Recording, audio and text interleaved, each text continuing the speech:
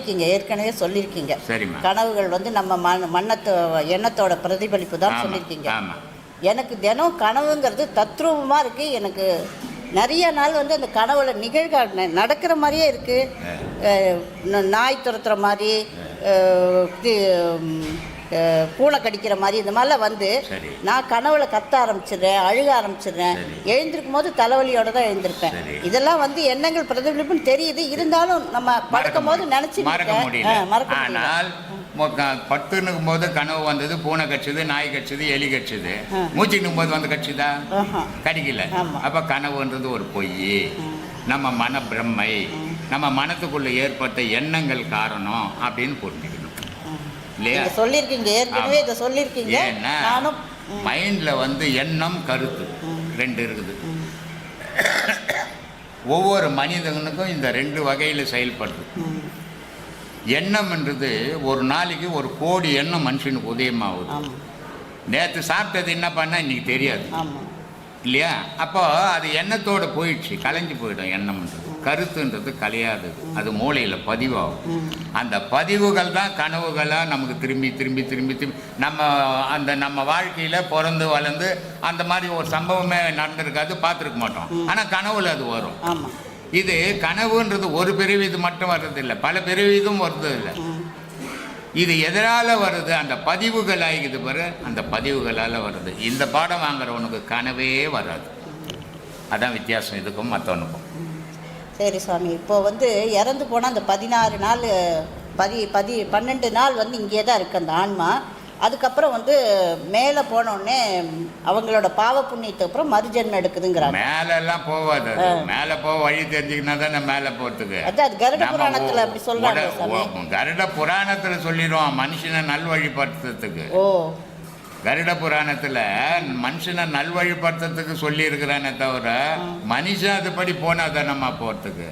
போனால் போகலாம், போக முடியலையே. இவன் உடல் மேலே ஆசையும் பணத்து மேலேயும் ஜனங்க மேலேயும் பற்று வச்சு தெரியுறன்னு கடவுள் மேலே எங்கேருந்து வரும்? எப்போ ஒரு முறை போய் எங்கேயும் வேலை இல்லைன்னா கோயிலுக்கு போய் சாமி எங்கேயும் பொழப்பு இல்லை சாமி, நாளைக்கு என்ன அவனுக்கு பொழப்புக்கு வழிபடணுன்னுவான். இல்லை ரொம்ப பணக்காரனாக இருந்தால் அவனுக்கு போவே நேரம் இருக்காது, கோயிலுக்கு போகிற நேரம்லாம் பிஸியாக வியாபாரம் நடக்கும். என்னைக்காவது ஒரு நாளைக்கு வயல் கிடச்சா ஐயா இவ்வளோ சம்பாதிச்சு வச்சுக்கிறேன், இதை பாதுகாக்கணும் அப்படின்னு அவன் ஜாமி கும்பிடுவான். 40 வருஷத்துக்கு முன்னாடியே நான் மீடியாவில் கேட்டேன், அடுத்த வேலைக்கு சாப்பாட்டுக்கு இல்லாதவன் கோயிலுக்கு போகிறான், கோடி கோடியாக கடவுளையே வாங்கக்கூடிய அளவு பணத்தை வச்சுறான், அவனும் கோயிலுக்கு போகிறான். இவன் என்ன கேட்டான், அவன் என்ன கேட்டான் அப்படின்ட்டு. ஏன்னா அவன் கேட்டான் அடுத்த வேலையை சோறு கிடைக்கணும்னு கோவிலுக்கு போனான், இவன் போனா என்ன இருக்கிறத பாதுகாக்கணும்னு போனானே தவிர 2 பேருமே கடவுளை கும்பிட போல இல்லையா? கடவுளை கும்பிட போனோம், கடவுளாண்ட போனால் கண்மூடி நிற்கணுமே தவிர பிஸ்னஸ் கடையில் போய் கேட்குற மாதிரி கேட்டுக்கூடாது. ஆனால் இன்னைக்கு மனுஷன் என்ன பண்ணிட்டான், கோயிலுக்கு போனோன்னா சாமிக்கிட்ட 1/2 மணி நேரம் பேசுகிறான்.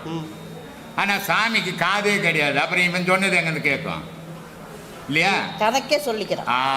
இவனுக்கே இவன் ஆறுதல் படுத்திக்கிறதுக்கு இவன் சொல்லிக்கிறது. சாமி செய்கிற மாதிரியோ சாமி கிட்ட சொல்லிட்ட மாதிரியோ இவனா ஒரு பிரம்மையை கற்பனையை உண்டாக்குறானே தவிர இதில் எந்த வித நிஜமும் இல்லைம்மா. உன் விதி என்னவோ அது முடிவு. அதை மீறி உலகத்தில் எதுவுமே நடக்காது, எந்த மனிதனுக்கும் நடக்காது. இன்னுமே கேள்வி கேட்கவே எதுவும் இல்லை. ஏன்னா அந்த அளவுக்கு நீங்கள் விளக்கம் கொடுத்துருக்கீங்க. உங்களோட ஒவ்வொரு வீடியோ பார்க்கவும் எல்லாமே உணர முடியுது, என்னால் எல்லாம் உணர முடியுது. எல்லாம் சொன்னது எல்லாமே 101% சரியாக இருக்குது. ஆனால் அதை புரிஞ்சு அந்த நிலையில் போகிறதுக்கு தான் மனப்பக்குவம். பக்குவப்படாது. மனமாகப்பட்டது அது 2 இடத்துல தெரியும். ஒன்று உள்ளே சுற்றி கற்பனையை உண்டாக்கிக்கணும், இல்லை வெளியே போய் சுற்றிட்டு வந்துடும். இருக்கிற எண்ணத்தெல்லாம் ஊரில் இருக்கிற எண்ணத்தெல்லாம் எடுத்துன்னு வந்து வச்சிடும். அந்த வெளியே இருக்கிற எண்ணமெல்லாம் நமக்கு உதயமாகும், இல்லை உள்ளவே இந்த கற்பனை பண்ண எண்ணங்கள்லாம் கனவாக வந்துடும். இது 2 விதத்தில். ஆனால் இதை ஒரு விதத்தில் நீ எங்கேயும் வெளியும் போவேனா, நீ எதையும் நினைக்குவேனா, சும்மா உட்காந்துக்கிறன்றது தான் இந்த வேலை. சும்மா இருப்பதே சுகம். நான் வந்து பிராமண சரி சரி. இப்போது இறந்தவங்களுக்கெல்லாம் வந்து கர்மம் வந்து வருஷமான திவசம் பண்ணணும். சரி. அது பண்ணலைன்னா வரக்கூடிய சந்ததிகளாக பாதிக்கும் அப்படின்னு சொல்கிறாங்க. சரி. இப்போ அந்த திவசம் பண்ணுறது போது அது ஒரு வியாபாரமாக தான் இருக்குது. சரி. அவங்களுக்கு தட்சிணை கொடுக்கறது, பிராமணனுக்கு தட்சிணை கொடுக்கறது எல்லாம் வந்து இருக்கவங்களுக்கு செய்ய முடியுது. இல்லாதவங்க என்ன பண்ணுறது சாமி? எது வந்து அங்கே இல்லாதவங்க வந்து எது செஞ்சால் அவங்கள போய் சேரும்? செத்தவங்களுக்கு நீ தேவசம் கொடுக்கறதால போய் சேராதுமா. இந்து மத சமுதாயத்தைப்படி செத்தவன் மறுபிறப்பு உண்டு. இப்போ முஸ்லீமில் வந்து மறுபிறப்பு இல்லைன்னுவாங்க, கிறிஸ்தவனில் மறுபிறப்பு இல்லைன்னுவாங்க, இந்து மதத்தில் மறுபிறப்பு உண்டு. மறுபிறப்பு எது வரைக்கும் எடுக்காமல் இருக்கும்? அது ஒரு காரியம் பண்ணுற 16 நாள் வரைக்கும் தான் எடுக்காமல் இருக்கும். அது வரைக்கும் தான் அந்த நினைவுகள் உன்னுடைய சுத்தம் உன்னுடைய எண்ணத்திலேயே இருக்கும். அதுக்கப்புறம் அது தானாக மறந்து. இப்போ ஒரு தெருவில் நம்ம வீட்டில் வாடகை இருந்தோம், அந்த தெரு பார்க்கும் போகும்போதெல்லாம் நம்ம இருந்த வீடு நினைப்புக்கு வருது இல்லை? அதே மாதிரி நான் அது ஒரு வீட்டில் கொடுத்துன்னு இருந்தது இல்லை ஆன்மா. அப்போ அது வெளியே போச்சு. அந்த நினைப்பு அந்த 16 நாளைக்கு வரும். அந்த 16ஆவது நாள் கழிச்ச உடனே, ஏன்னா உடல் இல்லாத உயிர் எங்காது, உயிர் இல்லாத உடல் எங்காது. அப்போ அது வேற உடலை எடுத்துக்கும். இப்போ எங்கள் அம்மா இருந்தாங்க, எங்கள் அம்மா செத்து போயிட்டாங்க. எங்கள் அம்மா செத்து ஒரு 25 வருஷம் ஆச்சு. இந்த 25 வருஷமாக நான் தோசம் பண்ணின்னுக்கிறேன். அவங்க இறந்த நாளில் பண்ணுறேன். ஆனால் எனக்கு தெரியும், எங்கள் அம்மா பிறந்து எங்கேயோ காலையில் படிச்சுட்டு கல்யாணம் பண்ணிக்கினாங்க. அவங்க குழந்தை குட்டியோடு தாங்கிறாங்க. ஆனால் நான் தவசம் பண்ணின்னுக்கிறேன். அது ஏன் பண்ணுறேன்னா, எங்கள் அம்மாவுக்கு பண்ணல, எனக்கு பண்ணிக்கிறேன். இன்னைக்கு நான் எங்கள் அம்மாவுக்கு செய்யும் போது தான் என் பிள்ளைங்க அதை பார்க்குது. ஓ, பாட்டிக்கு அப்பா இப்படி செய்தார், அப்பாவுக்கு இப்படி நம்ம செய்யணும்னு வழிகாட்டுறதுக்கு தான் இதை செய்கிறோமே தவிர செத்தவங்களுக்கு ஒரு பயனும் இல்லைம்மா. இது ஏன் நான் செய்கிறேன், எல்லாம் தெரிஞ்சும் நான் எதுக்காக செய்கிறேன்னு சொன்னால், அந்த 4 தவசம் காரியம் அப்படின்னு ஒன்று இல்லைன்னு சொன்னால், செத்தவனே இந்த சமுதாயத்தில் இருக்கிறவங்க ஒருத்தவங்க கூட நினைக்க போகிறதே கிடையாது. நினைப்பானா? அம்மா நினைப்பானா? கண்ணெதிரி இருந்தாவே மதிக்க மாட்டேன்றான். அந்த நாளே மறந்துடுறாங்க நிறைய பேர். கண்ணெதிரி இருந்தாவே மதிக்க மாட்டேன்றாம்மா. அவங்க மறைஞ்சு போனவங்கள நினைப்பானா? நினைக்கவே மாட்டான். ஆனால் இந்த மாதிரி நாட்கள் வச்சிருக்குது எதுக்காகனா, அந்த 4ஆவது நீ பெற்றவங்களை நினைட்டாமா உன் மனசில் அப்படின்றதுக்காக தான் இந்த தவசம் காரியங்கள் இதெல்லாம் வச்சிருக்குது. இந்த காரியம் எல்லாம் தெரிஞ்சு இவங்க இல்லை மறுபிறப்பு எடுத்துட்டாங்கன்னு நான் ஏன் செய்கிறேன் அப்படின்னா, அந்த நாள் ஒரு 50 பேருக்கு என்னால் சோறுபட முடியுது. அப்போ 50 பேருனுடைய உடலையும் இறைவன் வாழறான். அந்த 50 பேர் இறைவனுக்கு நான் தானம் பண்ணுறேன்னு பண்ணின்னுக்கிறேன். இது வரைக்கும் 25 வருஷமாகவும் பண்ணின்னுக்கிறேன். ஏன்னா தானம் பண்ணுறது, இந்த காரியம் பண்ணுறது தவறு இல்லை. நம்ம பின்னாடி வர சந்ததிங்க நமக்கு வழிபடணும்னா இதெல்லாம் நல்வழிப்படுத்துறதுக்கு தான். ஆனால் அதுக்குன்னுட்டு ஐயரை கூட்டுன்னு வந்து ஒரு 5000 கொடுத்துட்டு சாப்பாடு செலவு ஒரு 10,000 வச்சுட்டு இல்லாத கடன் வாங்கி பண்ணிட்டு பண்ணக்கூடாது. ஏன்னா ஐயர் வந்து ஒன்றும் சொல்லி உங்கள் அம்மா கிட்ட போக போகிறதில்ல, உங்கள் அப்பா கிட்ட போக போகிறதில்ல. நீ மனசில் நினைக்கிறதையுமா அந்த நினைவு தான் அவங்களாண்ட போகும். அதனால் ஐயரையும் கூப்பிடாத, தைரியம் கூப்பிடாத. நீ உன் சக்திக்கு என்னவோ அதை செய், அதுவே மன நிறைவு கொடுக்கும். கடவுளை ஐயர் கோயிலில் சொல்கிறாருன்னா ஐயர் வந்து அவர் சொன்னவன்னு உன் கூட வர்றாரு கிடையாது. மனசு கடவுள்ன்றது உன் மனசுக்குள்ளே தாங்குது. உன் மனம் எதோ நினைக்குதோ அதுவோ அது ஆக போகுது. அதனால் மற்றவங்க சொல்கிறதால அது ஆகாது. அதனால் உன் சக்திக்கு என்னவோ அதை செய், அது தப்பு இல்லை. சரி சாமி, சரி சாமி. எனக்கு இப்போ ஒரு 6 மாதமாக இந்த கை இடத்துக்கு டாக்டர் கிட்ட தான் போய் பார்க்கணும். இல்லை, இது வந்து அந்த வலி தீர்றதுக்கு அதுவும் கர்மா தாங்கிறா அப்படிங்கிற. எல்லாம் உடல் சம்பந்தப்பட்ட அத்தனையும் கர்மாம்மா. உடல் சம்பந்தப்பட்டது அத்தனையும் கர்மா. ஆஹா, நான் ஒரு பாவமும் பண்ணலைங்க, நான் பிறந்ததுலேருந்தே புண்ணியம் தாங்க பண்ணின்னுக்கிறேன்னுவான். போன பிறவியில் பண்ணலையா? பட்டினத்தார் அவ்வளோ பெரிய மகான், ராஜாவை விட பெரிய பணக்காரனாக இருந்தவன் மொத்தத்தையும் உதிரி போட்டு கோமனங்கட்டி ரோட்டுக்கு வந்துட்டான். உஜினி நாட்டில் போய் அவனுக்கு தண்டனை கொடுக்குறாங்க. அந்த கதையெல்லாம் நான் ரொம்ப பெருசாக போவோம். உஜினி நாட்டில் தண்டனை கொடுக்குறாங்க.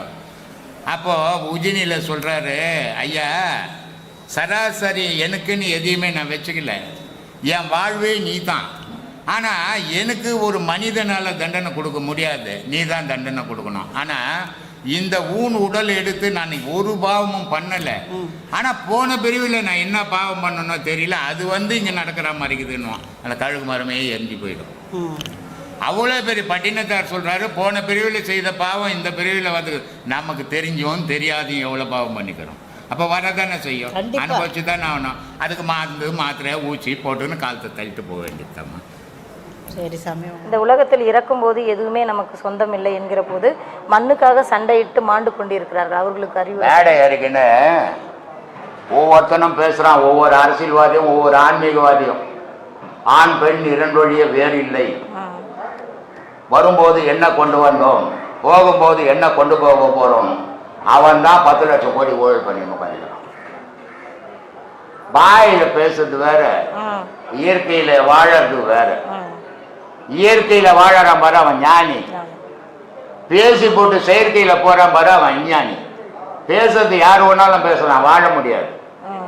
எல்லாரும் மேடையில் பேசுறான், எல்லாம் ஆன்மீகவாதியிலிருந்து அரசியல்வாதி வரைக்கும்.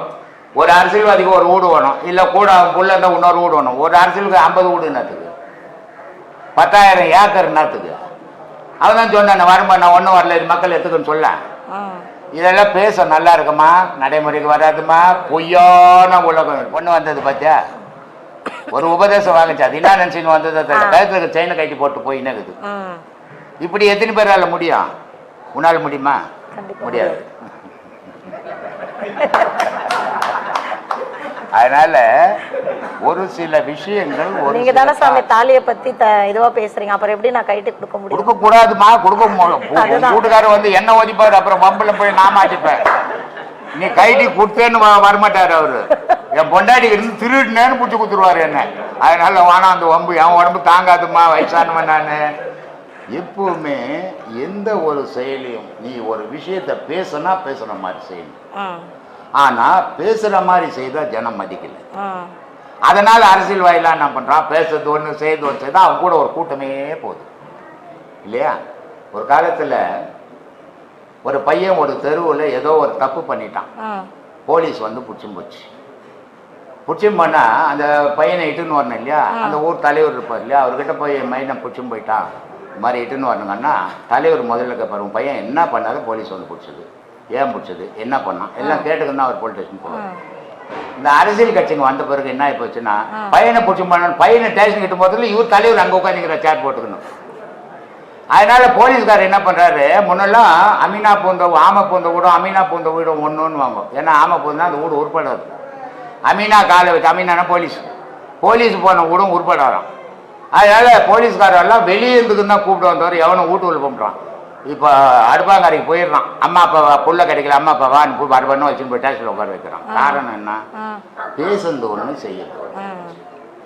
அதனால இனி வேகமா வழி உலகம் இல்லையா, இது அப்படித்தான் போகும். இதை யாராலையும் தடுக்க முடியாதுமா, எந்த சட்டமும் தடுக்காது. சட்டம் வந்து மனுஷனுக்கு ஏற்ற மாதிரி வளைஞ்சு கொடுத்துக்கினே போகும். சட்டம் சட்டமா நிற்காது. அதனால இந்த மாதிரி விபரீத விளைவுகள் நடந்துக்கிட்டு தான் இருக்குமா, இதை யாரும் தடுக்க முடியாது. இப்ப ஆமை புகுந்த வீடு விளங்காதுன்னு சொல்றாங்களே சாமி, ஆமா, அதனுடைய விளக்கம் என்ன சாமி? அது வந்து 5 15 பொழுதும் இல்ல, ஒன்னா புடிச்சு வச்சுக்கோ. 5 இல்ல இருக்கு, ஒன்னா வரல வெளியா, ஒரு தலை வரும், 2 கை வரும், 2 கால் வரும். அது வீட்டு உள்ள போனோன்னா 5 உள்ள போயிடும். 5 உள்ள போனா அதுக்கு செயல் இருக்குமா, செயல் இருக்குமா? அது மாதிரி அது போன்ற வீட்டுல ஒரு பொருளும் இருக்காது, எல்லாம் குடிச்சு வரா போயிடுமா. ஆனா இப்ப வந்து அந்த ஆமைய வந்து வீட்டு உள்ள வச்சு விற்கிறான், வியாபாரம் பண்ணிக்கிறான். வாஸ்துபடி ஆமைய துட்டா வைக்கணும். அதனால இப்ப ஆமையை வைத்து கோடி சொன்னாக்குறான். அதான் சொல்றேன், அழிவு உலகம் அப்படிலாம் இருக்குமா. நடராஜருக்கு வந்து திருமஞ்சனம், ஆணி திருமஞ்சனம் செய்யறாங்க இல்லைங்களா, அபிஷேகம் பண்றாங்க, அதனுடைய விளக்கம் எனக்கு ஐயரை கூப்பிடுறேன் நான், கேட்டுக்கோ. ஏன்னா நான் மந்திரம் பண்றது இல்லை. சொல்லுமா, சொல்லுங்க சாமி. எனக்கு தெரியாதுமா, நான் அதெல்லாம் பண்றதே கிடையாது. எந்த சாமிக்கு எந்த மந்திரமும் சொல்ல மாட்டேன். எனக்கு மந்திரம் எல்லாம் மௌனம் தான், வேற எந்த மந்திரமும் அதுகிட்ட செல்லாது. அதெல்லாம் காத்தோட போகுது. எப்போ ஒருத்த வாய் திறந்து ஒரு விஷயத்த சொல்றானோ அது காத்தோட கலந்துடும்.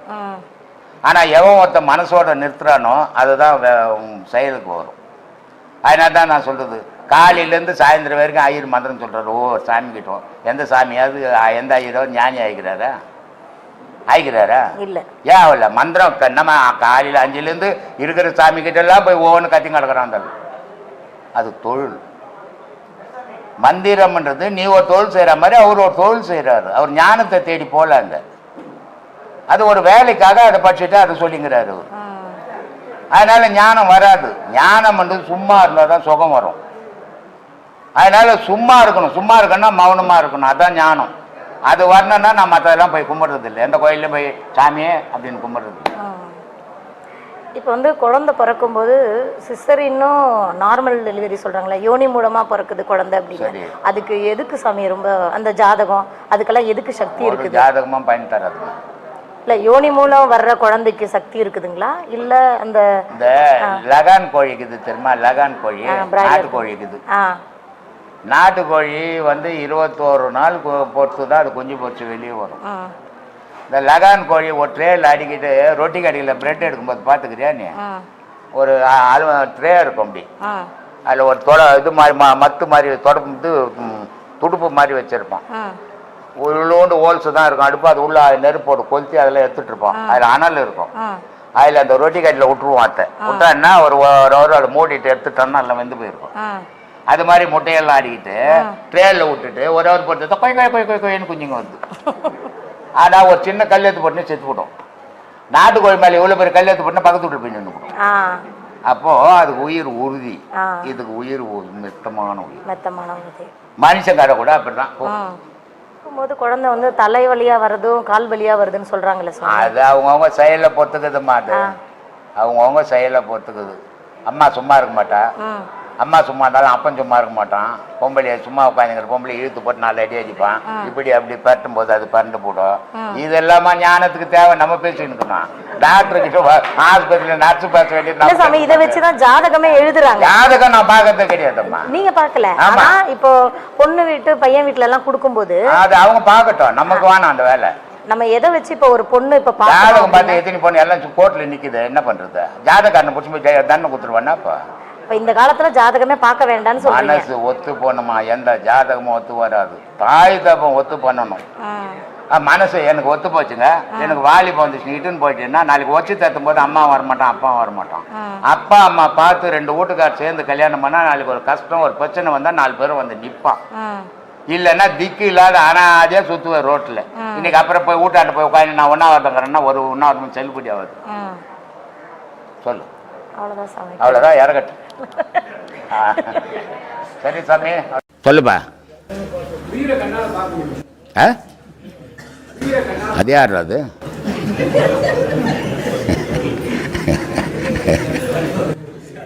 மூச்சு விடு, கையை வச்சு மூச்சு விடுப்பா. காத்து வருது இல்ல, அதான் பார்த்துட்டேன் போ. நல்ல கூத்துப்பா. ஏன் சாமி அங்கே போய் நின்று எப்படியாவது உட்கார்த்தானே? உலகத்தில் இந்த மாதிரி பார்த்துக்கிறியா எங்கன்னா? எந்த சாமியார்னா இப்படி லோல் பண்ணுறதை பார்த்துக்கிறீங்களா? ஏன்பா சாமி, எந்த சாமியாரானா இந்த மாதிரி லோல் பண்ணுற சாமியாரை பார்த்துருக்குறீங்களா? பார்த்துருக்க முடியாது. எந்த சாமியாராக இருந்தாலும் வருவார், ஒரு அவர் பேசுவார், போய்கினே இருந்துருவார். இப்படி மாட்டிக்கின்னு லோல் போட்டுங்கன்னு என்னை காப்பாற்றவே ஆள் இல்லாத அவதி போட்டுனுங்கன்னப்பா. சொல்லுங்கப்பா, சொல்லு, டக்கு டக்குன்னு சொல்லுங்க. ஆன்மான்றது சுத்தம் சொல்றீங்க இல்லையா? ஆமா, ரொம்ப சுத்தமானது. ஆமாம், அது அறிவோட ஒப்பிடலாம். அறிவு மூளையோட. அறிவு 2. அதுதான் முன்னாடியே யாரோ கேட்டாங்க, அது சொன்னேன். அறிவு 2 அறிவு இருக்குது. ஒரு அறிவு மனத்தோடு இருக்குது, ஒரு அறிவு ஆன்மாவோடு இருக்குது. மனத்தோடு இருக்குது சிற்றறிவு, ஆன்மாவோடு இருக்குது பேரறிவு. இன்பத்துலேயும் அதே மாதிரி சிற்றின்பம் பேரின்பம், இரவு பகல், ஆணு பெண்ணு எல்லாம் 2ஆக இருக்குது. இது 2ஆக இருக்கிற வரைக்கும் மனுஷனுடைய இயக்கம். இது ஒன்றாயிடுச்சுன்னா இறைவனை மாறிடுவே. நீ உனக்கு இரவு பகல் கிடையாது, இன்ப துன்பம் கிடையாது. இது 2ம் ஒன்றானா. இப்போ ஒவ்வொரு சாமியாண்டியும் இந்து மதத்தில் 2 பொம்பளை பொண்டாட்டிங்களை வச்சுருப்பாங்க இல்லையா? இதை என்ன நினச்சின்னுக்கிறாங்க? சாமிக்கு 2 பொண்டாட்டி, எல்லா சாமிக்கும் 2 பொண்டாட்டி இல்லை? பெருமாளுக்கு 2 பொண்டாட்டி, சிவனுக்கு 2 பொண்டாட்டி. அதில் வேறு அந்த சிவபெருமான் வந்து ஒழிச்சு வேறு வச்சுக்கிறான் ஒரு பொண்டாட்டியை இல்லை? 2 பொண்டாட்டி வச்சுக்குது. ஜனங்க என்ன நினச்சின்னுக்குது? 2 பொண்டாட்டின்னு நினச்சின்னுக்குது. இந்த ஊரில் ஒரு 5000 10,000 மாதம் சம்பாதிக்கணும் 3 பொண்டாட்டி வச்சுக்கிறோம் இல்லை? இந்த தெருவில் ஒரு பொண்டாட்டிக்கிறான், பக்கத்து தெருவில் ஒரு ஊரில் ஒரு பொண்டாட்டி வச்சுக்கிறான், இன்னொரு ஊரில் ஒரு பொண்டாட்டி வச்சுன்னு சுற்றிக்கிறான்.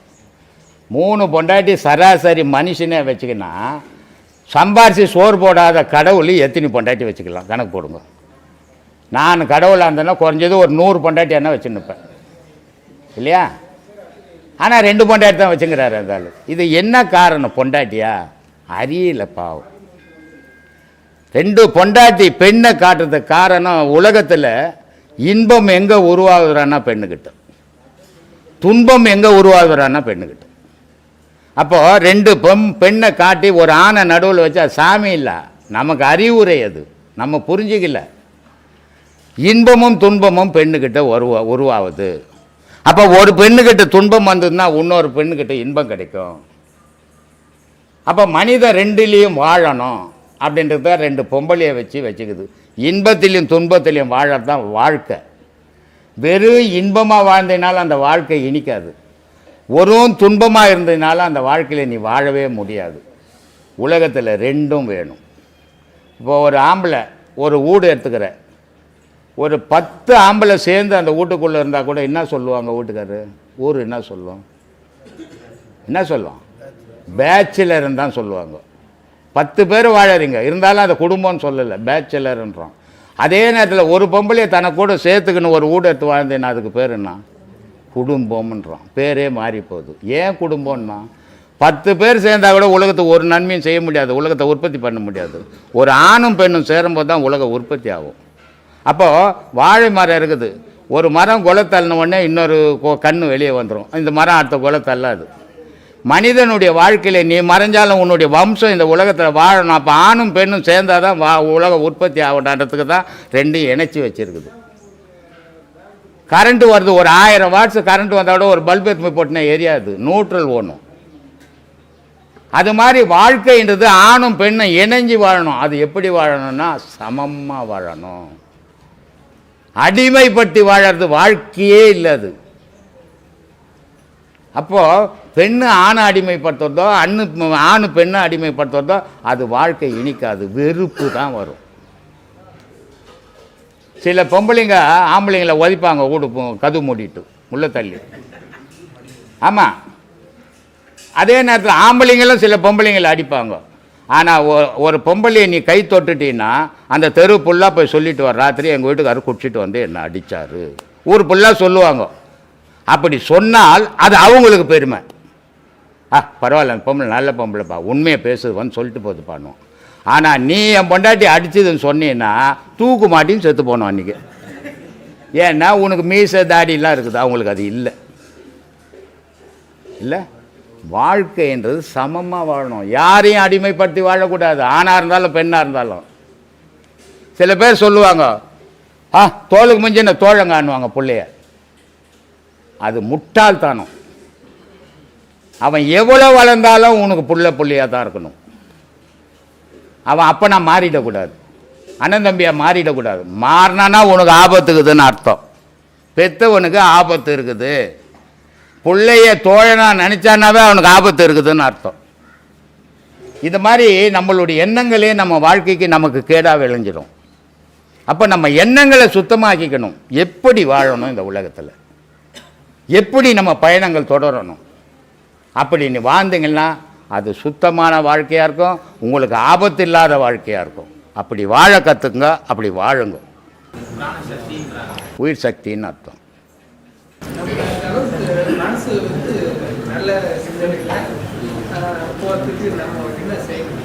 யாரு கூட சேராது இருக்கணும் நீ, அப்போ நான் மனசு நல்லா இருக்கும். அப்போ கெட்டு தான் போவோம். அது போட்டோம், இன்னும் இப்போ உனக்கு கஷ்டம் அழிஞ்சு போட்டோம். அழிஞ்சு போட்டுமா, உனக்கு தான் மனசு ஓடுது, உங்கள்கிட்ட வைக்க முடியல உன்னால். உன் பொட்டியில் பணம் இருந்தால் நீ தான் பாதுகாக்கணும். அப்போ நீ ஜாக்கிரதையாகணும். அது ஓடுதுன்னு விட்டீங்கன்னா ஓடுனா போகும்போதுன்னு விட்டுட்டு போ. உனக்கு உண்மையான எண்ணம் இருந்ததுன்னா நீ ஊரை பார்க்கக்கூடாது, உன்னை பார்க்கணும்.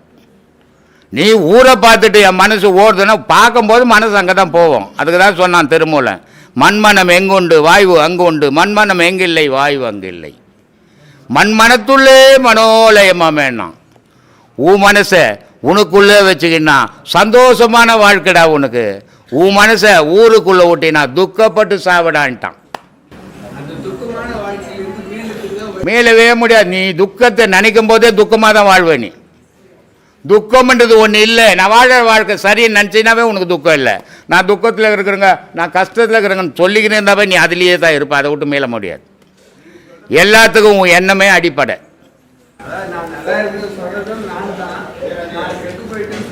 எல்லாமே நீ தான். அதுதான் சொல்கிறேன், உன் வாழ்க்கைக்கு நீ தான் அடிப்படை. நீ தான் உன்னை திருத்திக்கணும், உன்னை யாருமே திருத்த முடியாது. முடியாது, இன்னொருத்தரால முடியாது. நீ ஒன்றுமே செய்வானா, உன்னையே யோசித்து நுக்க சரியா போடும். நீ ஒன்றும் உலகத்துக்கு பண்ணிட முடியாது, எவனும் பண்ணவனும் கிடையாது. உன்னை பார், உன்னை யோசித்து நுக்கான்னு தீமையே இல்லை.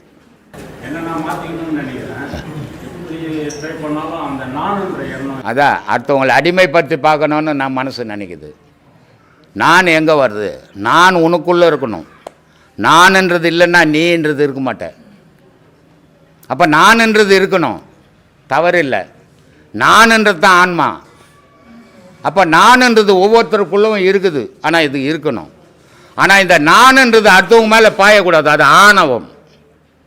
எல்லாரும் எனக்கு அடிமையாக இருக்கணும்னு நினைக்கிறோமே, அது தவறு. அப்போ நான்ன்றது எனக்குள்ளே அடங்கி இருக்கணும். நான் என்ன செய்யணும், நான் எப்படி பண்ணணும், நான் எப்படி இருக்கணும், உன்னோட யோசித்த பிரச்சனை இல்லை. ஆனால் நீ இன்னொருத்தர் அடிமைப்படுத்தி வைக்கணும், நான் அதிகாரம் பண்ணி வாழணும்னா அந்த அதிகாரம் உனக்கு கேடா விளையும். ஒரு ரவுடி இருக்கிறாரு, அவர் நல்ல பலமாக இருக்கிற வரைக்கும் ஊரில் இருக்கிறவெல்லாம் அடிப்பார். ஆனால் அவருக்கும் ஒரு காலம் வரும் இல்லை, அவர் தள்ளாடுற காலம். இவர் ஓஹோன்னு பேர் எடுத்தவர், யார் இவர்கிட்ட பேர் எடுத்தாங்களோ அவனுடைய குழந்தெல்லாம் இவனை வந்து அடிக்கும், அசிங்கப்பட்டு சாவான். இந்த ஆணவம்ன்றது அப்படிப்பட்டது தான்.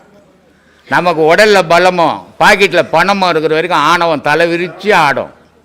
அடுத்தவனெல்லாம் அடிமைப்படுத்தி வாழலாம்னு நினைக்கும். ஆனால் இதெல்லாம் இழக்கும் போது அடுத்தவன் நம்மளை அடிமைப்படுத்தும் போது தான் அந்த துன்பம் எப்படி இருக்குன்னு உணர்வான்.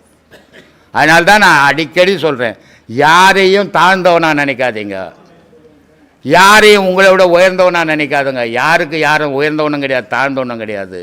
ஆனால் இந்த மனம் உயர்ந்தவனவன் தாழ்ந்தவனவன் நினைக்குது. அப்போ நல்லவன் கெட்டவன் இல்லையா இருக்கிறான். யார் நல்லவன் கெட்டவன்? ஜாதியால் உயர்ந்தவனா? பிறப்பால் எவனுமே உயர்ந்தவன், எல்லாரும் அம்மா இப்போ இதில் தான் பிறக்கிறோம். அங்கே எங்கே உயர்ந்தவன் தாழ்ந்தவன்? உயர்ந்த ஜாதி தாழ்ந்த ஜாதி. நல்லவன் கெட்டவன் உண்டு. எப்படி உண்டு?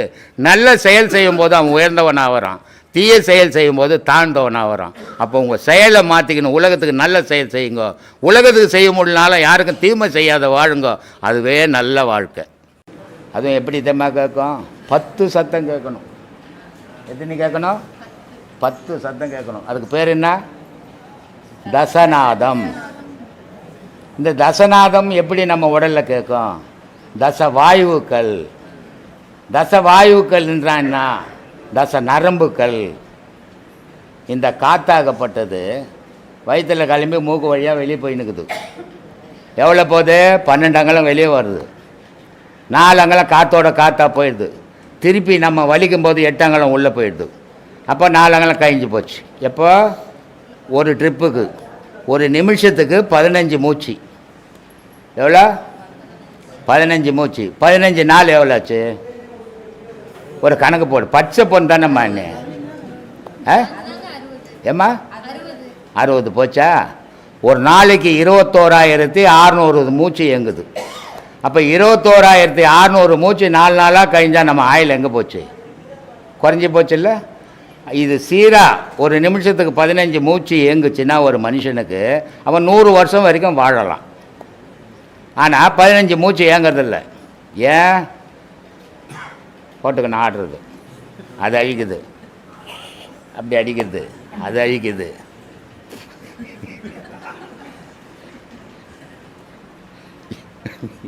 இதெல்லாம் சேர்ந்து மனுஷனுடைய ஆயிலை குறைச்சிச்சுமா.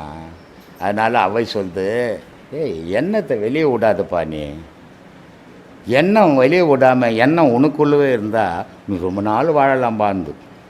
ஆமாம்மா, எண்ணத்தை எப்படிம்மா அடக்கிறது, எப்படிம்மா போது அதுன்னா சொல்லுது, மயிர்கால் முழுதும் மாய்கின்ற வாய்வை உயிர் பின்றி உள்ளேவை. வேர்வை உடம்புலேருந்து வருது இல்லை? அப்போ ஓட்டம் இருந்தால் தானே வரும்.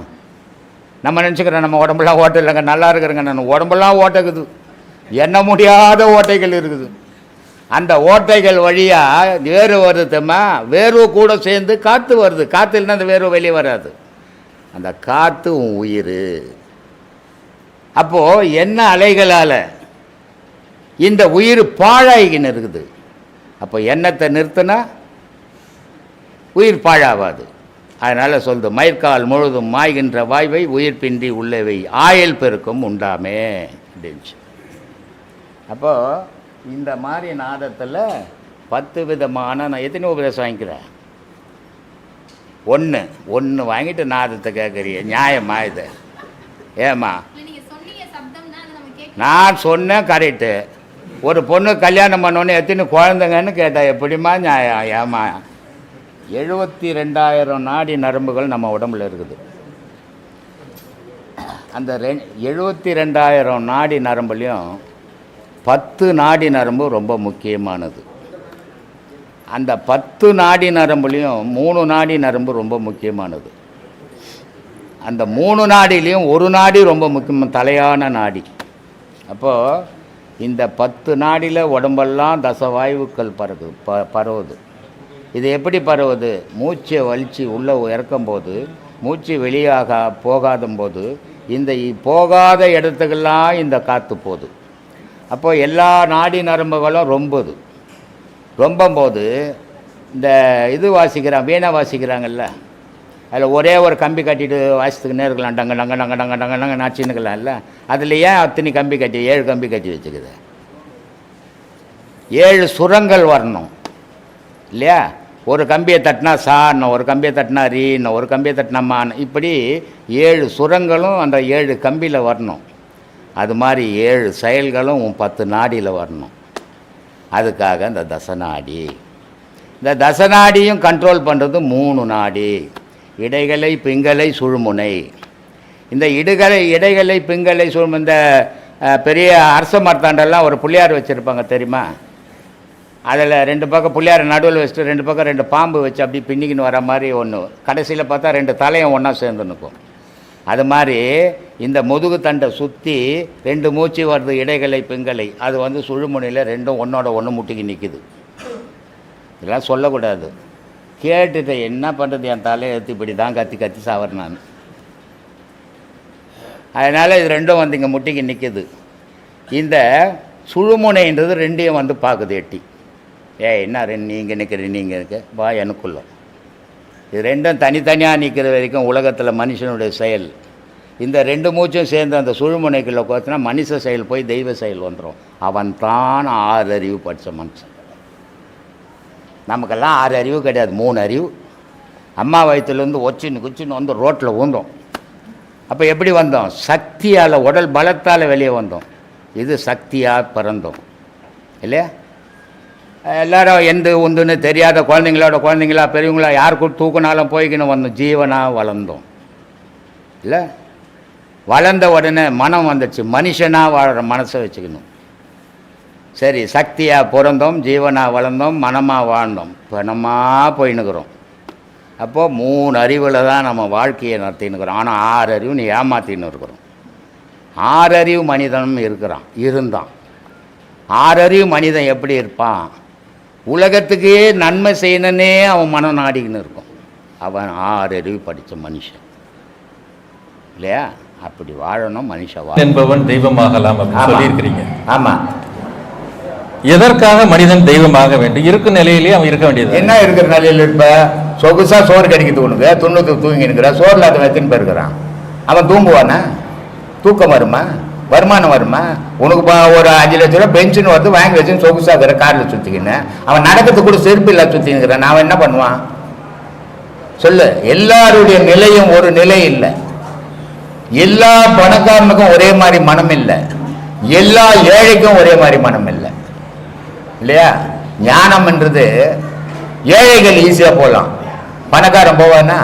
அவனுக்கு தான் எல்லாம் இருக்குது, எல்லாம் சாப்பிடுவான். ஆனால் பணக்காரன் ஞானத்துக்குள்ளே போகிறான் பாரு, அதுதான் அற்புதம். அதனால்தான் நான் எல்லா மகானை விட பட்டினத்தார ரொம்ப வழிபடுறேன், ரொம்ப வணங்குறது. ஏன்னா எல்லாமே இருந்து எல்லாத்தையும் தூக்கி போட்டுட்டு கோமனை கட்டின்னு வெளியே வரணும். அது மாதிரி மனம் ஒரு இடத்துல ஸ்டக் ஆகும். நான் சொல்லுவேன் அடிக்கடி, இந்த ஆன்மீகத்தில் நிலைச்சு நிற்கிறேன்னா அவனுக்கு என்ன வேணும்? ஒரு மன விருத்தி வேணும். ஒரு தகப்பா இருக்கிறான், 2 பிள்ளைங்க இருக்குது. பிள்ளைங்க தகப்பன் பேச்ச கேட்டுக்குன்னு நல்லபடியாக இருந்தால் தகப்பனுக்கு விருத்தி இல்லை. பிள்ளைங்க 2 பேரும் சேர்ந்து வச்சா என்ன பண்ணுவேன்? சொகுசா இருப்பியா? இங்கே இவனுக்கிட்ட வாழத்தை விட சாவறது மேல், இவனுக்கிட்ட வாழத்தை விட காட்டுக்கு போகிறது மேல். அப்போ எதை தேடுற நீ? ஆண்டவனை தேடுற. எப்போ தேடுற? உனக்கு எப்பெல்லாம் இன்னல் வருதோ அப்பெல்லாம் தேடுற. அப்போ வாழ்க்கையில ஏதாவது ஒண்ணுல நீ அடிபடணும், ஏதாவது ஒண்ணுல விருத்தி வரணும், உலகத்தை ஏதாவது ஒண்ணுல நீ வெறுக்கிற நிலை வரணும். அப்பதான் தெய்வத்துக்கிட்ட போவ. ஞானின்னுட்டு பேசுறதெல்லாம் எல்லாரும் ஞானி ஆயிட முடியாது. அது ரொம்ப சிரமமான பயணம். அது அந்த சிரமமான பயணத்தை ஏத்துக்கக்கூடிய மனம் இருக்கணும். அவன் மட்டும்தான் போக முடியும், எல்லாராலையும் போயிட முடியாது.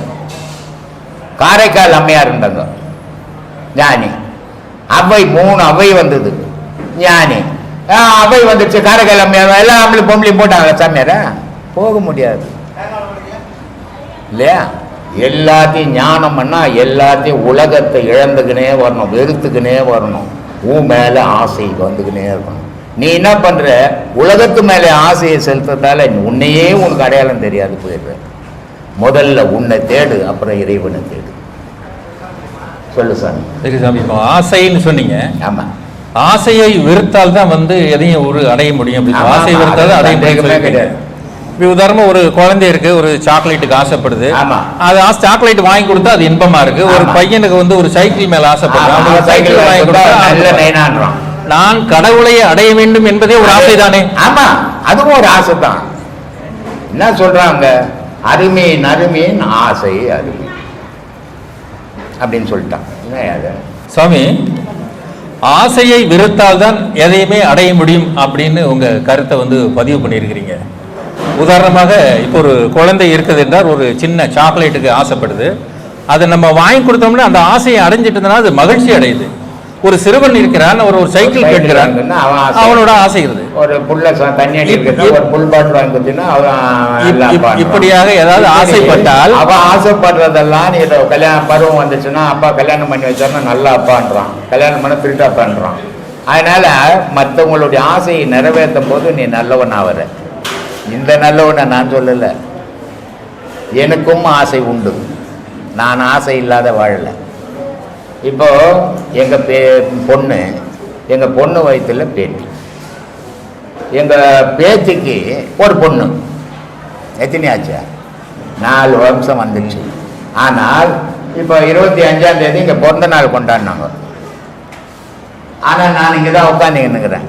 என்னை கூப்பிட்டாங்க, நீ தான் வந்து ஆசீர்வாதம், இந்த வேலையெல்லாம் வச்சு நீ என்கிட்ட வரக்கூடாது. ஆனால் மற்றவங்க என்ன பண்ணுவாங்க, ஊரில் யாருக்குமே எனக்கு தானே பொண்ணு பேத்தி இருக்குது ஆசை. ஆனா என்னுடைய ஆசை அது இல்லை. ஆசை இருக்குது எனக்கு, இந்த பொண்டாட்டி மேல ஆசை, புள்ள மேல ஆசை, பேர மேல ஆசை, பேத்தி மேல ஆசை இல்லை. எனக்கு இருக்கிற ஆசை ஆண்டவன் மேல ஆசை இருக்கணும். நான் ஏற்கனவே சொல்லிக்கிறேன், கௌதம் புத்தர் சொல்றாரு, ஆசையை அறவே ஒழித்து விடு, ஆசையே துன்பத்துக்கு காரணம். நான் அதுல இருந்து போய் மாறுபட்டவன். ஆசையை அறவே ஒழிச்சது ஒன்னே ஒன்று போனதான். பணத்தை தவிர எறும்பு கூட ஆசை இருக்குது, இறை தேடுது. காவாயில் இருக்கிற கொசு கூட பசி எடுத்துக்குதுன்னா உன்னை வந்து கட்சி உன் ரத்தத்தை குடிச்சிட்டு போகுது. ஆசை இல்லாத உயிர் இல்லை, உயிர் தான் ஆசை, ஆசை தான் உயிர். அப்போ ஆசை இருக்குது. அந்த ஆசை எப்படிப்பட்ட ஆசைன்றதான் பிரச்சனை. அவர் தண்ணி கேட்டாருங்க வாங்கி கொடுத்துங்க, அவர் சைக்கிள் கேட்டாருங்க வாங்கி கொடுத்துங்க, அவர் சாக்லேட் கேட்டாருங்க கேட்டா அது அஞ்ஞானியினுடைய வேலை. ஏன்னா வீட்டில் இருக்கிறவங்களுக்கு வாங்கி கொடுக்கணும். மெஞ்ஞானியுடைய வேலை அவன் எது கேட்கறான் அவன் கண்டுக்கவே கூடாது. கடவுள் என்ன கேட்கறான்னு பார்த்துக்கணும், அவன் தான் மெஞ்ஞானி. இதைதான் திருமூலர் ரொம்ப அழகா சொன்னார். அருமீன் அருமீன் ஆசை அருமீன். உனக்கு இந்த உலகத்தில் இருக்கிற ஆசையெல்லாம் அறுத்துடுப்பா இல்லையா? ஈசனுடன் இருப்பினும் ஆசை அருமீன். அடடே இங்க மட்டும் அர்த்தா போதாதுப்பா, கடவுள் கூட உங்க கூட ஆசை அறுத்துடு. ஆனால் ஆசை இல்லாதவனை பற்றிக்கோணும். ஆசை இல்லாதவன ஆசை இல்லாத புடிச்சுக்கிடாணும். அருமேன் அருமேன் ஆசை அருமேன் ஈசனுடன் இருப்பினும் ஆசை அருமேன். ஆசை படப்பட ஆய்ந்து வரும் துன்பங்கள், ஆசை விட விட ஆனந்தமாமேனம். அப்போ மனிதனுடைய ஆசை எங்க இருக்கணும் அப்படின்னா, அஞ்ஞானியுடைய ஆசை அவன் குடும்பத்து மேல இருக்கணும், தப்பு இல்லை. மெஞ்ஞானியினுடைய ஆசை அவன் குடும்பத்து மேல இருக்கக்கூடாது. அதுக்குதான் சொன்ன ஒரே ஒரு எக்ஸாம்பிள், நான் செய்த வேலையை இதுவரைக்கும் யாவனும் செய்ததில்லை அப்படின்னு சொன்னேன். அது சில பேர் கஷ்டமா கூட இருக்கும். ஏன் இவர் தான் செய்வாரா, வேற யாருன்னா செய்ய மாட்டேன், செய்ய முடியாது. ஏன்னா எத்தனை பெரிய பணக்காரனா இருந்தாலும் முதல்ல அவன் இருக்கிறதுக்கு ஒரு வீடு வாசல்லாம் கட்டிப்பான் இல்ல, அப்புறம் ஊர்ல வந்து கோயில் கட்டுவான். அப்புறம் ஆசிரமம் கட்டுவான். இது இயற்கையாக நடக்கிற விஷயம். ஆனா நான் தங்க ஒரு தாவாரம் இல்லை, தேவாரம் ஏது கடி குதம்பா என்ன சொன்னா? தான் தங்க ஒரு தாவாரம் இல்லை, தேவாரம் ஏது கடி குதம்பா அது மாதிரி தான் தங்கத்துக்கு ஒரு தாவாரம் இல்லை சாமி. வாடகை வீட்டில் உட்காந்துருக்கேன் பார்த்தீங்கல்ல, ஒரு வீடியோ எடுத்து போட்டு ஏசி பண்ணு வீட்டை காலி பண்ண நின்றுக்கிறாங்க. மாசம் காலி பண்றேன் நிற்கிறேன். ஆனா கோடி கணக்கில் கொட்டினேன் இங்க. இதை எடுத்து ஒரு கால் மேலே கட்டி வாழ முடியாது. எனக்கு முடியும். அதான் உன் ஆசை என் ஆசைக்கும் வித்தியாசம். நீ என்ன பண்ணுவ? மேலே இன்னொரு வீடு கட்டிடலான்னு கட்டிடுவேன். நான் என்ன பண்ணுவேன்? துட்டு வந்ததுன்னா இதுக்கு மேலே இன்னொரு வீடு கட்டினா வெளிநாட்டுக்காரன் தங்குவாங்களேன்னு யோசிப்பேன். ஏன்னா என்னுடைய எண்ணங்கள்லாம் பொது நோக்கம், உன்னுடைய எண்ணங்கள்லாம் சுய நோக்கம் இல்லையா? அஞ்ஞானினுடைய இயக்கம் சுய யோக்கம் இருக்கு. அது தப்புன்னு சொல்ல முடியாது. ஆனா நான் சுயத்துக்கு போயிடக்கூடாது. இப்ப நான் ஒரு வீடு கட்டினா என் பொண்டாட்டி என் புள்ள என் பேரன் பேத்தி தான் அதுல விளையாடும். ஆனா இங்க கட்டினதால எத்தனை ஆயிரம் பேர் பயன்படுறான். இதுதான் முக்கியம். வீட்டுக்குள்ள செய்யறது ஒரு விலங்கு மாதிரி, ஊருக்கு செய்யறது மனிதன் செய்யறது. அதனால்தான் நான் அடிக்கடி சொல்லுவேன், பொதுநலம் செய்யறேன்னு சொல்லிட்டு சுயநலத்துக்கு பயன்படுத்திக்காது, சுயநலம் செய்யறேன்ட்டு பொது நலத்துக்கு பயன்படும் அப்படின்னு. ஊர்ல சேர்ந்தேன், நான் கோயில் கட்ட பாருங்கன்னு வசூல் பண்ணி பாதி அங்க போட்டுட்டு பாதி வீட்டுக்கு எடுத்துன்னு வந்துடுறாரு. உன்னுடைய பணத்தை போட்டு நான் செய்ய பாருங்க அப்படின்னு செய்துட்டு ஊருக்கு கொடுத்துடும். இது பொது நலத்துல சுயநலம், சுயநலத்துல பொதுநலம். உனக்கு எது ஒண்ணு நீ செலக்ஷன் பண்ணி கொடுத்தாங்க. சரியை கிரியை ரெண்டுமே சராசரி மனித நிலை. அது ஒரு பக்தி நிலை. கோவிலுக்கு போகிறது, முன்னோருங்க எப்படி வழிபட்டாங்களோ அது மாதிரி வழிபடுறது. கோவிலுங்களுக்கு போடுறது, முன்னோருங்க எப்படி பாடினாங்களோ அந்த இறைவனுடைய பேரை புகழ்ந்து பாடினாங்களோ அது பாடுறது. இது ரெண்டுமே சரியை கிரியை. இது சராசரி மனிதனுடைய நிலை. யோகம் ஞானம் 4 பதங்கள் இருக்குது. அந்த யோகம் ஞானம் என்றான்னா, இப்போ சாமிக்கிட்ட போய் சாமி கும்பிட்டோம், சாமிக்கிட்ட என்னுடைய கஷ்டங்கள் எல்லாம் சொன்னேன், ஆனால் சாமி ஒரு நாளும் என் கஷ்டத்தை கேட்கவே இல்லையே.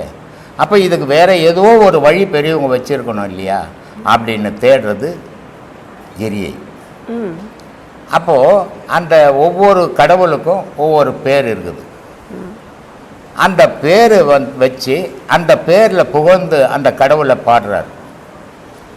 பாடும்போது அது ஏதாவது பதில் கிடைக்குதா அப்படின்னு பார்க்குறாங்க. அப்பவும் பதில் கிடைக்கல, ஆனால் மன சந்தோஷம் கிடைக்குது. சரி, இந்த மன சந்தோஷம் போதுமா அப்படின்னா போதாது. ஏன்னா என்னுடைய ஆதங்கம் நான் கடவுளை பார்க்கணும், அதுக்கு இது 2 பத்தலையே. அப்போ இதுக்கு வேற என்ன வழி இருக்குது? வேற ஏதோ வழி வச்சிருக்கலையே, பார்த்தவங்க சொல்லியிருக்கிறாங்கல்ல அப்படின்னும் போது அப்போ சொல்கிறாரு கிரி யோகம்.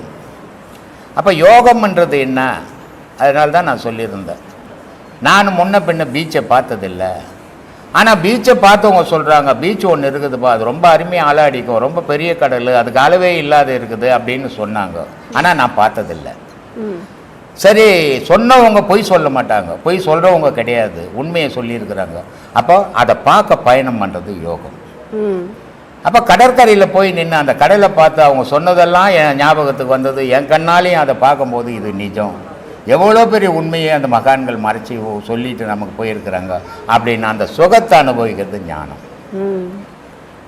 இல்லையா? அப்போது சரியை கிரியை யோகம் ஞானம்னு 4 பதங்கள் மனிதனுக்கு இறைவன் அடையிறதுக்கு வகுத்து வச்சிருக்குது.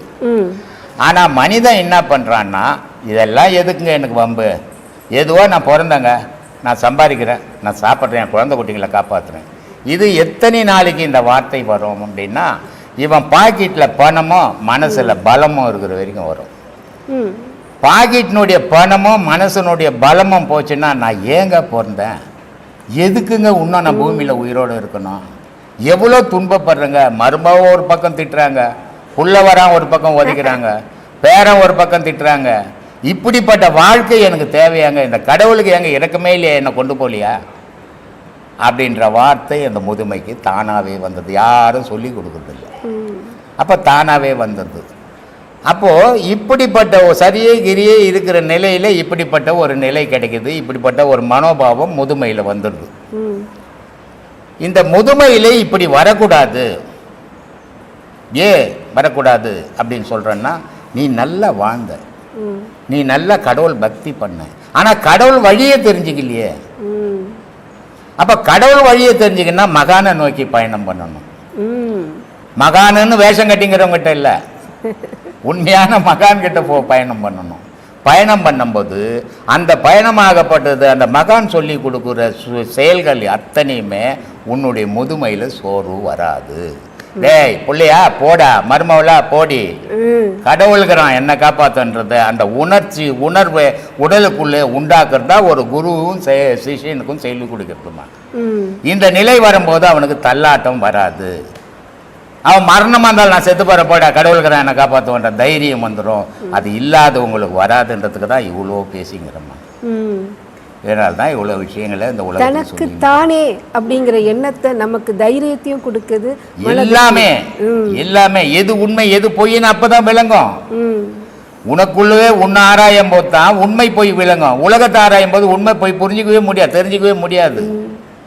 இப்போ ஒரு குளம் இருக்குது, அந்த குளத்துல தண்ணி இருக்குது, ஆனால் தண்ணி இருக்குதா இல்லையான்னு தெரியாது, செத்த மூடிட்டு இருக்குது. ஒரு கல் எடுத்து போட்டு பார்க்குறோம் இருக்குதா இல்லையான்ட்டு. கல் போட்ட உடனே தண்ணி தெரிக்குது. தண்ணி தெரிச்சோன்னா அடாடா தண்ணி இருக்குது, இந்த தண்ணியை நம்ம பார்த்துக்கினே இருக்கணும். இந்த தண்ணியை நம்ம அனுபவிக்கணும், தொடர்ச்சியாக கல் அடிச்சுக்கினே இருக்கணும்.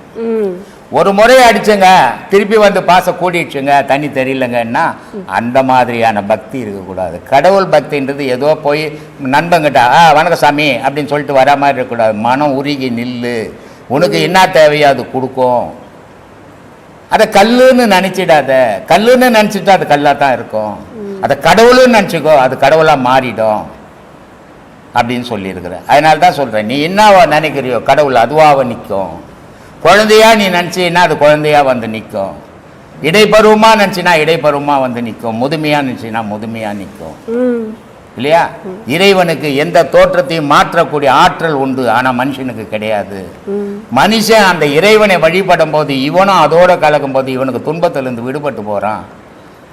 அந்த செயலை அந்த பயணத்தை நீங்கள் தொடருங்கன்னு தான் நான் எல்லா வீடியோவிலையும் சொல்லின்னுக்கிறேன். இதை எத்தனை பேர் எடுத்துப்பாங்க எடுத்துக்க மாட்டாங்கன்னு தெரியாது எனக்கு. சொல்லுங்க. நீங்கள் பெரிய முயற்சியாக மனுஷங்களுக்கு எல்லாரும் நல்ல வழி போகிறதுக்கு வழிகாட்டிட்டு வர்றீங்க. இது வந்து உயிருக்கு அவங்கவுங்க உயிருக்கு நீங்கள் காட்டுற வெளிச்சமாக இருக்குது. இன்னைய வாழ்க்கைக்கும் அவங்களுக்கு நல்லபடியாக நடந்து போகிறதுக்கான பாதையும் காட்டுறீங்க. ஆமாம்மா, நான் போன வீடியோவில் கூட சொல்லியிருந்தேன், நான் பெரிய தர்மசாலி, எனக்கு எல்லா வேலையும் தெரியும், நான் எப்படி வேணால் சம்பாதிப்பேன் அப்படின்னு முட்டாள்தனமாக நிறைய பேர் பேசின்னு தெரியுறான் உலகத்தில். அவன் 1000 ரூபாய் சம்பாதிக்கிறான்.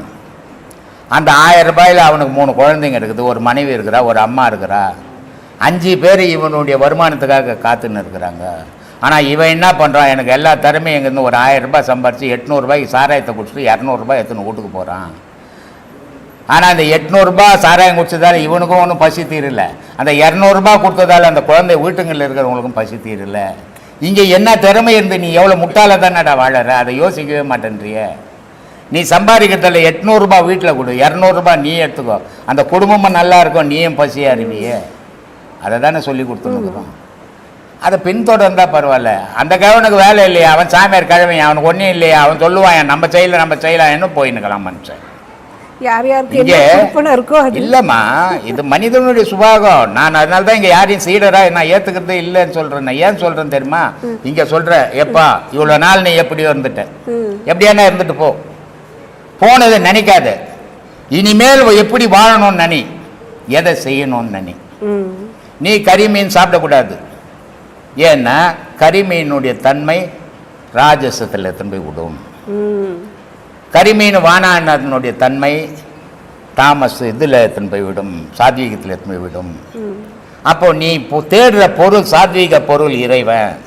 அப்போ நீ சாத்வீகமாக ஆனாதான் நீ அதில் போய் சேர முடியும். அது சாத்வீக பொருளை ராஜசமாக இருந்தீங்கன்னா போய் சேர முடியாது, உனக்கு அழிவு தான் வரும். அப்போ இப்படி மாறணும் அப்படின்னு சொல்கிறோம். இவன் இங்கே சரின்னு போயிட்டு நான் மறுநாள் பார்த்தா கறிக்கட்டில் நிற்கிறான். அப்புறம் நான் என்ன சொல்லி என்ன பிரயோஜனம் அவனுக்கு? அதனால தான் நான் பல வீடியோக்களில் சொல்கிறேன், நான் சொல்கிறது எவனும் கேட்கறது இல்லை, அவன் மனசுக்கு எது பிடிச்சதா தான் செய்கிறான். அதனால தான் அன்பே சிவம் மனமே குரு, நான் இல்லை குருவு. ஏன் ஒரு வழிபோக்க மாதிரி ஏதோ என் அறிவு கட்டினது, என் திறமை கட்டினது, என் செயலை கட்டினது சொல்லின்னுக்கிறேன். ஆனால் ஒரு 1000 பேருக்கு சொன்னா ஒருத்தன் மாற மாட்டானா, அந்த ஒருத்தன் போதும் எனக்கு. நான் நெல்பாறையில் விதை விதைக்கிறேன், எல்லாம் முளைச்சிடும் நான் நினைக்கிறதில்ல. ஆனால் எங்கேயாவது துளி மண் இருந்து ஒன்று முளைச்சிடாதா, அந்த ஒன்றை பார்த்து என் மனம் ஆறுதல் அடையாதா, அதுக்காக பேசுங்கிறம்மா. ரொம்ப பெரிய வேலைங்க. சொல்லுங்கம்மா. அவங்கவுங்க வாழ்க்கைக்கு அவங்கவுங்க வாழ்ந்துட்டு இருக்கும்போது அடுத்தவங்க வாழ்க்கையாக சின்ன வயதுலேருந்து இது வரைக்கும் நீங்கள் பேசி வாழ்ந்துட்டு. சொல்லுங்கம்மா. ஐயா, உங்களுடைய அருளுரைகளில் சரி, மனிதன் ஞானி ஆவதற்கு முன்னாடி பல படிநிலைகளை சொல்கிறீங்க. ஆமாம். அந்த படிநிலைகளில் உங்களுடைய மொழியாக மௌன மொழி ஒன்று இருக்கிறதையும் சொல்லியிருக்கீங்க. சரி. அப்படி அந்த படிநிலைகளில் மௌனம் ஒரு மொழியா? பேச்சு அப்படின்றது எதுக்காக இருக்குது அப்படின்னா, அடுத்தவங்க தெரிஞ்சுக்கிறதுக்காக இருக்கிறது பேச்சு. மௌனம்ன்றது இருக்குது, அது எதுக்காகனா தான் தெரிஞ்சுக்கிறதுக்காக இருக்குது. அப்போது அதனால தான் புக்கை கூட எழுதணும், மௌனம் பேசுமா. அப்போது பார்க்குறவங்கள, அந்த ஹெட்டிங்கை பார்க்குறவங்களுக்கு என்ன தோணும், என்ன இவன் கிண்டலாக பேசுகிறானே, மௌனம் பேசுமா, மௌனம்ன்றதை பேசாதது தானே அப்படின்னு தான் தோணும் எல்லாருக்கும். இது அஞ்ஞானப்படி. மௌனம் பேசாது, மௌனம்ன்றது சும்மா இருக்குது அப்படின்னு இது ஒரு நிலை, ஒரு படி. ஆனால் மௌனம் பேசும் அப்படின்றது ஒரு படி, அது ஞான நிலைப்படி. எப்போ பேசும், எப்படி பேசும்? தனக்குள்ளவே தாம் பேசும். தனக்குள்ளவே தாம் பேசுறதெல்லாம் நிஜத்தை பேசும். நிஜத்தை பேசுறதெல்லாம் இந்த உலக நன்மைக்காக பேசும். அதான் மௌனம் பேசுமா. அப்போ அது பேசும். எப்போ பேசும், எந்த நிலையில் பேசும்? உச்சக்கட்ட ஞான நிலையில் பேசும், அஞ்ஞான நிலையில் பேசாது. அதனால் மௌனம் பேசுமான்னு எழுது.